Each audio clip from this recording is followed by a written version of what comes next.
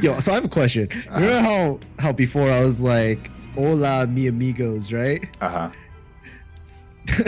Why is it? Isn't like the direct translation that's like "Hello, my friends," right? Grammatically, In a way, grammatically, it should be mis amigos. But isn't like miss saying that I'm plural then? Cause like mi amigo is like you can still say it, but it's like hello, a friend, like Hello, a friend. Well, it's like singular. It's weird. It's weird. But is that only writing it down? You have to, is there like when you pronounce it, you have to add an S? Yeah, mis amigos. Well. Yeah. That's yeah. Damn, that's bullshit. I think you can like if you say mi amigos, like. So people, do I have to add an S to amigos? Well, like people still understand what you're saying. Look, you're not even a native like Spanish speaker. What are you even talking about? I'm trying to learn. I'm learning. All right, I'm here casting a Latino fucking tournament. Right, there's a bunch of Latinos around. All right, Spanish is being spoken. That is an extracted trick. Because, you know, at the top right corner of the map, we have our TvZ player playing for Alpaca X on Eternal Empire LE. It is Starkiller.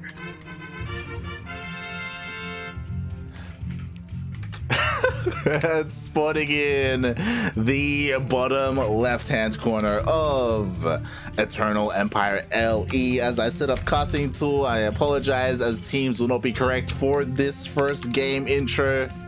It will be fixed for game number 2. But we have the American Terran player representing Alpha X, as it is another team kill.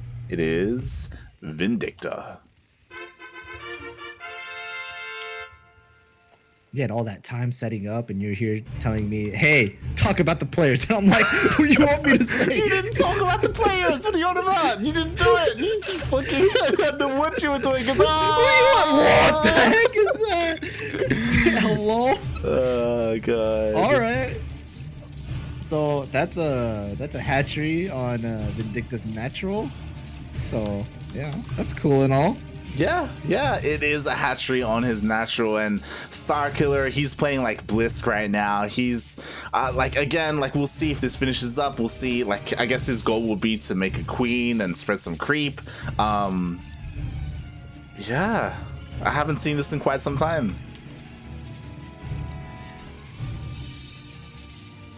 Why? That's a good question, you know, like the natural is being made here on the high ground by Vindicta. Pulling 4 workers though, like, is this enough to, like, will the hatchery even finish? I guess not. I think it's gonna like finish with like very little health, but I could be wrong. I don't think it's actually gonna finish. Maybe it's not gonna finish. Please tell me it's not gonna finish. Is it? Please tell me he's gonna cancel. Okay. Okay. Oh, what a jerk. But it doesn't even matter, right? Like, he's making the CC on the high ground anyway. Like, I guess lost mining time for the SCVs, right? Yeah, I guess. And then, you know, the NG block for, is that an NG block? I think that's NG Bay. Right? That is a bunker. A bunker block for, you know, on the 3rd of Starkiller, so that's fine, you know. They're evening out, you know.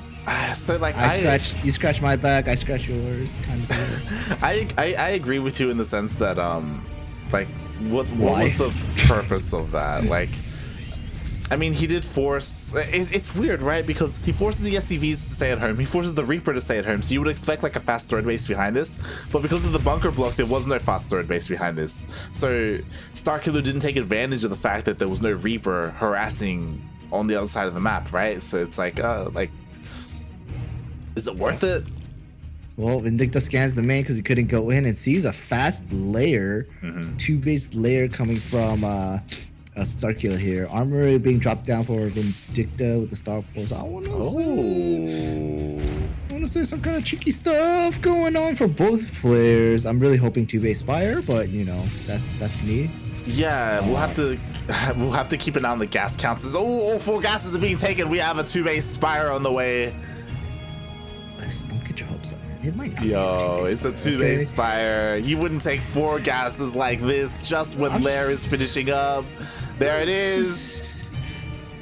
Mate. Hey, there's nothing else. It might have been a 2-base Spire. You know, don't get your hopes up, all right? There's nothing else that it could have been. It's just a 2-base Spire. It's okay. It could work against this. We'll see. As you were saying, the armory has finished up, so these Hellions can turn into Hellbats. And Vindicta, he's going across the map as fast as possible. There are going to be minimal units here for defense, especially since Starkiller is saving up all of his gases, all of his money for those Mutalisks. I say that, but we have quite a few Lings on the way. Quite a few Lings are on the way, but Lings don't do well against Hellbats. Yeah. And surprise, Hellbats are here. Not even a Baneling Nest or anything. Just end it. This could just end it. Starkiller, he's pulling his boys away. He's trying to save as many drones as he can. He's holding on the high ground on top of the ramp. He's focusing down the medevac. The medevac does get focused up, but these queens are still waddling. Hashtag waddle squad. Let's see the Spire. The Spire. She's gonna snipe Spire. He's gonna try to, but the queens are trying to defend against this. Cancel. Spire does get canceled. It's only 2 queens versus 4 Hellbats and 4 Marines. Drones are running away from the line. Not enough Zerglings are being made, to be honest. Like 5 Zerglings at a time. And that's not even possible because Zerglings come out in even pairs. But this is real game-ending damage, I'm not gonna lie. No tech from Starkiller. Having to run their drones around left and right. A Hydra Stent has been made instead, actually. These Hellbats are just running around. They have killed off a good amount of queens. 5 drones have gone down, but oh no, this is pretty scary. It is. And as you were saying, that is like, not a lot of workers went down, so it was really good defense there by Starkiller, but losing that Spire like completely hinders the kind of tech, the kind of game that Starkiller was trying to go for. And because of that, he is forced to throw down a Hydralisk Den. Like, his tech is incredibly late. He doesn't have a Baneling Nest either. He doesn't really have anything going for him, just workers, queens, and lings right now. So yeah, Vindicta, he could be just going for a 1-2 punch. Like, if he pushes out with all these lings, there's no Baneling Nest, there's no Baneling speed. Like, Starkiller could have a really hard time defending against this. That's true. It is Marines and Mines though, so Hydras are pretty decent against them, but need a lot of them. So we'll see if Starkiller can even defend against this. Second push is about to go out. I believe Stim is completed. Combat shields are halfway done. +1 is about to be done as well, so this push is gonna be really scary. Yeah, for Starkiller. like, even if there were Banelings like ready for this, like with the Widow Mines as well, like it would still be so difficult to hold. And Vindicta coming across the map with all of this, what is there? There are Hydralisks. I mean, they will have a Hydra upgrade finished for this. We will have Hydra range, but it's gonna be so difficult. Which unit is better, Hydralisk or Marines? Guess we'll find out. Marines. Stim is done. +1 is done as well. Combat shield is about to be finished. Mines do go off on that Overseer. Ooh. Hydras, they're pretty good, you know. Yeah, overstimming a little bit there, and nicely done. The Widow Mines do get dealt with. There are reinforcements on the way though, so he does have to be careful. Just have to make sure he doesn't lose too many of his units before the reinforcements arrive. And with these Marines with +1 with Stim, he does push away the Hydras. Oh, they are caught off creep, so a bunch of them are going to be shaved off. Oh god, this could snowball. There's only 2 Hydras left. Oh god, he's trying to reinforce them. He's trying to bunch up as many as he can. The Starkiller have enough. He's pulling the boys. It's a drone massacre right there. Hydras do get the concave, but there's only a few of them left. Yeah. The medevacs still have a good amount of energy. What was that? I think he was trying to dance or something? I think he accidentally clicked on the high ground, so he moved commanded across, and yeah, he does end up killing 14 workers, the Hydras as well, and he's looking to try and kill the base even. Like, it looks like Starkiller is going to push this away, especially with the reinforcing lings, but the damage has been done. The damage has been done. All the third base drones has been cleaned out. There's only 5 Hydras, but 5 Hydras are pretty scary. But Vindicta is parade pushing, getting another base, still macroing like a freaking god, changing up his tag instead of getting mines, getting siege tanks. Sieges are way better against Hydralisk. Yeah. And it's just chilling, man. Yeah, Starkiller being really optimistic, working on 1-1 right now, just started it up. And I mean, maybe there'll be enough here to hold. There's a decent amount of Hydras. There are a couple of lanes, but oh god, the tank is here. Could have sniped off a couple of those medevacs, in my opinion, just like snuck up on him real quick. But the tank is here. Tank is now sieging onto some queens. The Hydras do get cleaned up. GG is called. Vindicta taking that first game with some great strategy. Yeah, nicely done there by Vindicta. Does take game number 1. It's best of 3. So it's gonna be Cham versus Vindicta? Is that what I'm seeing? I mean, going into this, I do favor Vindicta against Starkiller. Unfortunately, like that's kind of what I was going into, where Starkiller was kind of felt like a more prominent player in 2019. Coming into 2020, we haven't seen as many results from Starkiller. I mean, I was gonna say, like, sure, Starkiller has won a bunch of like pizza pie bi-weeklies, but even then, a lot of that was in 2019 as well. Not as much here in 2020. Like, competition has gotten a lot tougher here in recent months in this year. So yeah, we'll see what Starkiller ends up doing. Again, like, I feel like that proxy hatch was kind of questionable. I don't know if much value was gained out of that in the end. But yeah, I love the way Vindicta played that out. Like, he was very aggressive in the beginning. He went for a solid drop, and yeah, it just worked out because at the it's not like he scouted and he knew that Starkiller was going for 2-base Spire, but like it kind of lined up, and because of that, like, Starkiller just didn't have enough at home to defend. That's true. Here we are, game 2 on Nightshade LE. Probably gonna be a roach push. Well, you know, we'll see what happens. We have our teal Zerg player at the bottom right corner of the map with the extractor chick. It is Starkiller.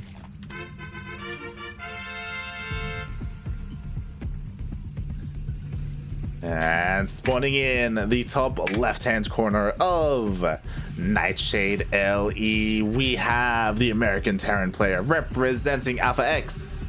It is Vindicta.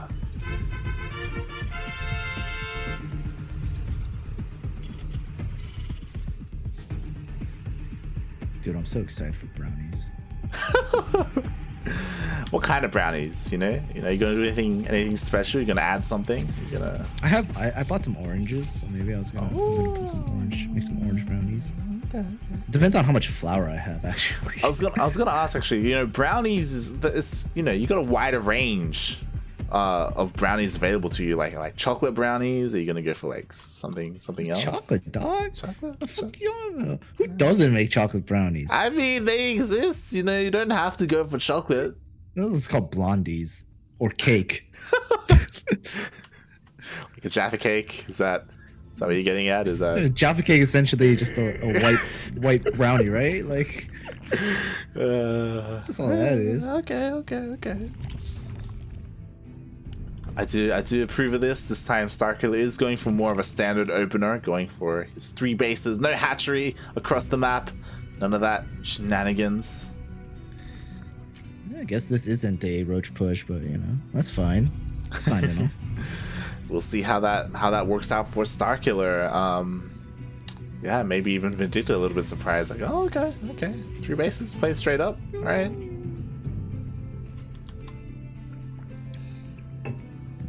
Yeah, Vindicta got roach pushed, right? Earlier today? Yes, by ET Pwn Home.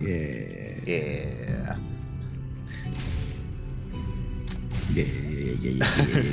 So, Vindicta is already warmed up a little bit. We did already cast him earlier today against ET. We'll see how he does against Starkiller. And yeah, so far, so good. Pretty standard from both players. Nothing too crazy. do have what appears to be the beginnings of a 1-1-1 coming out from Vindicta. Oh, what did he scout? What? I guess, okay, so I guess he scouted the lack of drones, and wow, what a guy. Oh, look at that. What a guy. Look at that. He started the bunker before the Roach Warren was thrown down. He knew exactly what was coming. He went into the natural, he counted the drones, he was like, hold on, something's not quite right. I didn't even need to scout the Roach Warren. I'm gonna throw down a bunker. Cancels the bunker as even. Okay, never mind. He doesn't need it on the high ground, but you know what? Vindicta, he still hasn't gone in to scout the main. You know what I think it is? I think he scouted the natural and the main. He didn't quite look at the third just yet. Yeah. And then so he assumed roach it, but then he saw the creep at the third, and I think he canceled the bunker. Yeah, I guess that's what happened. I mean, I think that's but it's still roaches, so it is still roaches, and this time he will get a scout off, unlike that game against ET. And did he? Yeah, he did. He saw it. He saw it. So yeah, now he's like, oh, well, I guess I should have made bunkers, and now starting to make bunkers again. But this game, he actually has more Marines and is getting his Banshees quite on time and Siege Tank as well. So I think he'd be better prepared for this push rather than what he did against ET Port Home. Yeah, I mean, a lot of that does come down to the fact that ET and Starkiller, they did go for different builds. ET's was off of 2 bases and it was a lot faster. Starkiller's, you know, he droned up a lot more to get it out, and because of that, he did give Vindicta more time, and 2 bunkers are done, tank is done, Banshee is done as well. I can't see this working against Vindicta, right? Yeah, I don't think it's gonna work at all. I don't even think Starkiller pushed out. I think he's just staying at home, just chilling. Yeah. Chilling like a villain. And just, it was a good fake out, honestly, making Vindicta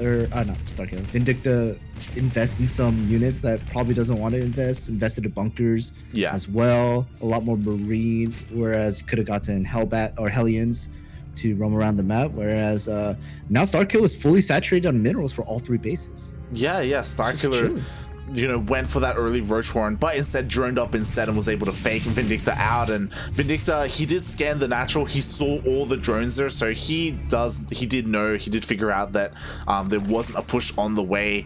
It was able to deduce that, and yeah, we'll see him transition out, and because of that, he is a little bit behind in the economy. I say a little bit, he's pretty far behind.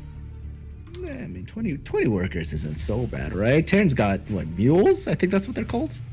I think that's what they're called. I think so. I do think that, yeah, like if he didn't throw that in that bunker, those bunkers, like he could have started his third a little bit sooner, maybe even his NGs. But you know, he's working back up to that. He does have all of that on the way, and regardless, I do think that he will be able to push out pretty strong with all this buyer and these tanks as well. So far, his Banshees haven't really been able to find too much damage though. No, not even a single kill yet. They just shot 1 drone with 1 hit, but no kills whatsoever. The Banshees, I think the Banshee at this point is just out, just to see if there's any 4th going down, kind of seeing where army movement is. Honestly, kind of poking in and out, seeing what can happen. But gets 1 drone, first blood. Ooh, nice. Yeah, and something that really is lacking from Starkiller is the lack of queens, because Starkiller was being so greedy with that worker count. There is no creep whatsoever, nothing connecting the bases. Finally, the first creep tumor is being thrown down. So because of that, it will be a little bit more difficult for Starkiller to defend against the oncoming push from Vindicta. No creep spread or no overlord spread whatsoever from Starkiller. Very, very minimal. It's kind of worrying me. It's essentially just like, you know, hey, drop me, please, daddy. Drop me, daddy. Like, drop me, daddy. That's like what I'm seeing right now. And well, you know, 2 medevacs are going out. There's no vision for Starkiller, like other than their 3 bases. Yeah, like if you're gonna skip out on queens to focus on your economy, I understand that, but you need something to balance out the lack of vision that you have, and these overlords, they definitely should be out on the map. There was nothing to really indicate that he shouldn't. Maybe like being afraid of like a Viking, but that wasn't even made. And here we have the drop already from Vindicta. This queen will be picked off, and there are like a decent number of roaches, and the queen actually survives. Yeah, Oh my no god. concussive shell on that on those Look at all marauders, this. so the queen wasn't slowed down. But damn, that's a lot of things just finishing up right there. I was about to say, look at all those upgrades finish at the same time. Jesus Christ. Right hand Both side of players the are in screen. sync, man. Yeah, completely in sync.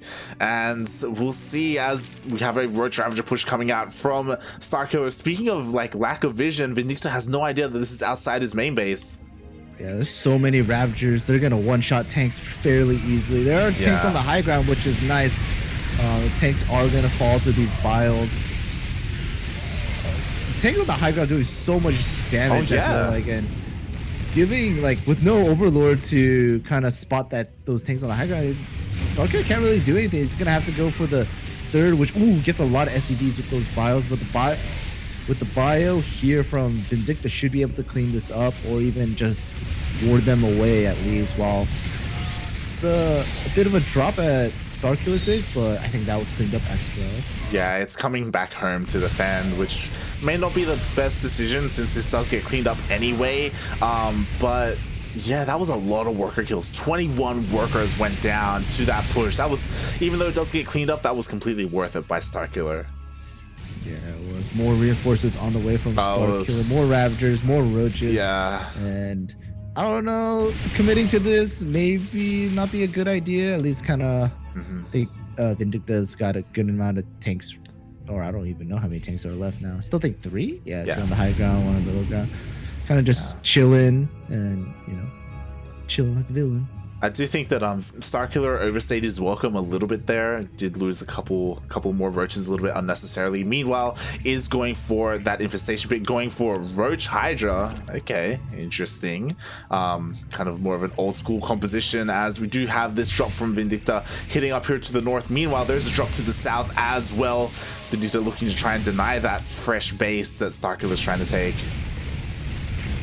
Ooh, getting that cancel, which is great. Then just gonna maybe hop on over and drop into the third and the main. Yeah, he's splitting up. Meanwhile, at the same time, he's still applying pressure at the north, so Starkiller's gonna have to try and split up his army as best he can.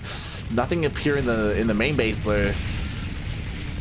Not yet. Maybe getting a few drones, even maybe a few upgrades. I think he could have fought that, but didn't want to overstay his welcome. Oh, he's gonna get the base. He's gonna get it. He's gonna get the fourth. Fourth does go down. It's a good trade. Just picking up and leaving. Actually going into the natural as well. Starkiller, Vindicta just all over the bases, doing so much damage, getting a bunch of drones, like base here and there, and it's kind of thinning out Starkiller's units. Yeah, he's just pulling Starkiller apart. To begin with, Starkiller was splitting up pretty nicely, but eventually he did start. It was a little bit too much. We had pushes to the north, to the south, in the main base, in the natural, and 24 workers went down, as well as that fourth base. Damn. That was insane. That was good from Vindicta. Vindicta playing really well in that. Getting ghosts, interestingly enough, which I think because he saw the infestation pit. Yeah, that's probably why. He's already getting ready for like potential. Yeah, hive tech. For whatever's coming. Yeah. Whether it's vipers, infestors, whichever. So yeah, I think Vindicta is in like a way better position than he was before. Yeah, I mean, he got attacked from Starkiller. He's ahead in workers, not by much, but he is ahead in workers, and that's not something you want against a Terran player as a Zerg player. And the Zerg is still only just trying to reestablish his fourth base. Vindicta already on 4 bases, and this drop is going to get more worker kills as well. A surprising amount, 9 workers went down. Oh, yeah, that was surprising. Because he was really only attacking 1 mineral patch per se. So I'm surprised that it was 9 workers. Jesus Christ. And now we have the push coming in. There's no bailiness at all for this. There's just Hydras and Lings, and oh my god, what is that going to do against this army? Yeah, this Bioforce is so scary. There are ghosts in there, so EMPs can be an issue. A Snipes does go down. Snipes a Viper. Yeah. Instantaneously. EMP's another Viper, so no blinding clouds from for the Zerg player, I would say. And going back to the tanks just shelling away at the Roaches and Hydralisks. that Starkiller has. So. Yeah, kills the base again, kills the majority of the army. The Vipers went down, only one left, has to regain his energy, and Vindicta, like, he's pushing on forward with his tanks, with his fire, and this could be the last push from Vindicta. Starkiller's trying to hold on, but GG, it's called. Vindicta making it to the finals versus Cham. Wow. Versus Cham, right? Yeah. GG. Vindicta takes out Starkiller 2-0. And yeah, GG.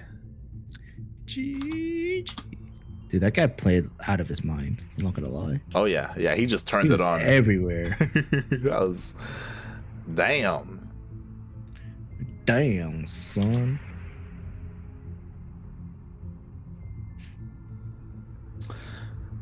Speaking of which, you know, it's that time of the broadcast once again. Milk, you know what time it is. It's time for milk and cookies.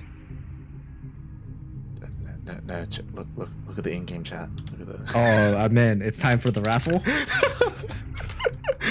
It is. Why don't you talk about it? It's because I don't even know. So apparently we do a raffle where I believe what it is with all the players, they get into a raffle to get a little bit of money, just a thank you for playing the tournament and whatnot. So how many people are in the raffle? Like 17, 18, 17. something like that? Yeah. 17 people are in this, 17 players are in the raffle, and some random lucky player is gonna get some money to get a few tacos.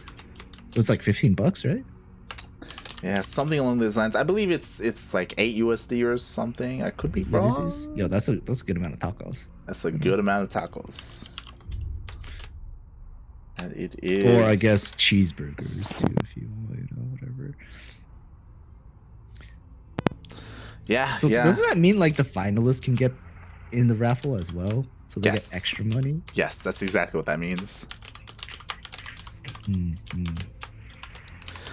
And yeah, as I just finished up filling out all of the players, and here we go. As Milk was saying, this is a participation raffle, so OSC does this for a couple of their tournaments where they do this, and it allows basically anyone to win some prize money for competing in this tournament. It